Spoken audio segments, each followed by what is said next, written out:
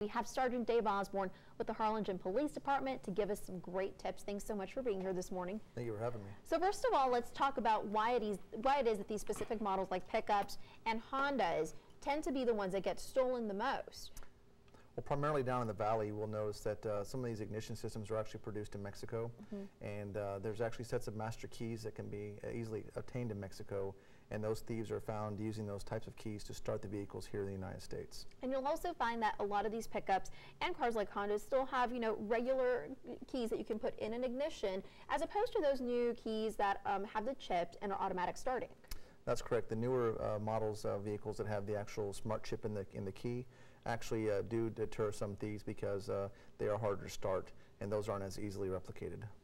And so if you are a car owner and you're going to be heading out this summer, why is it that July, as opposed to maybe something like December, a holiday month, is more than likely when you're going to get your car stolen? And what do you need to look out for?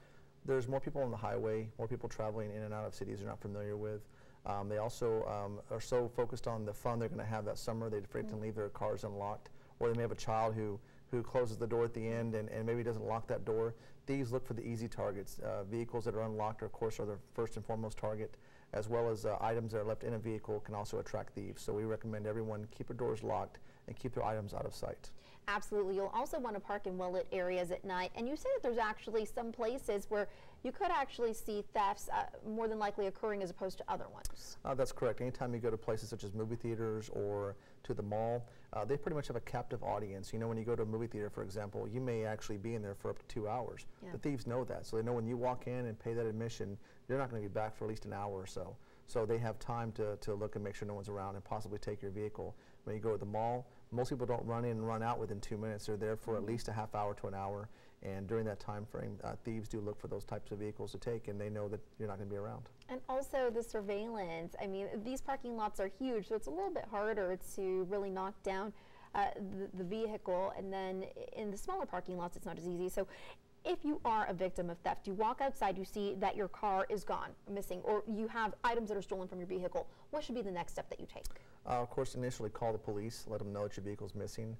We recommend that people actually keep their license plate information on their cell phone with them, because many times they'll call in their vehicle is being stolen, but they don't know the license plates.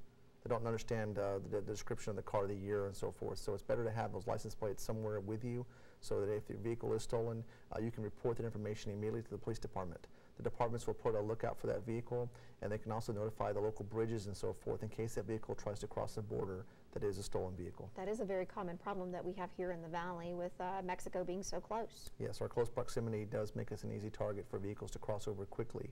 However, taking a few safety tips and paying attention to where you're at and locking your vehicle, you can minimize the opportunity that you're going to be a victim of a crime. Well, we thank you so much for being here this morning with us with these very interesting tips, and of course, so important for you as you are heading out on the highways this summer. In the meantime, let's head back over to Mary.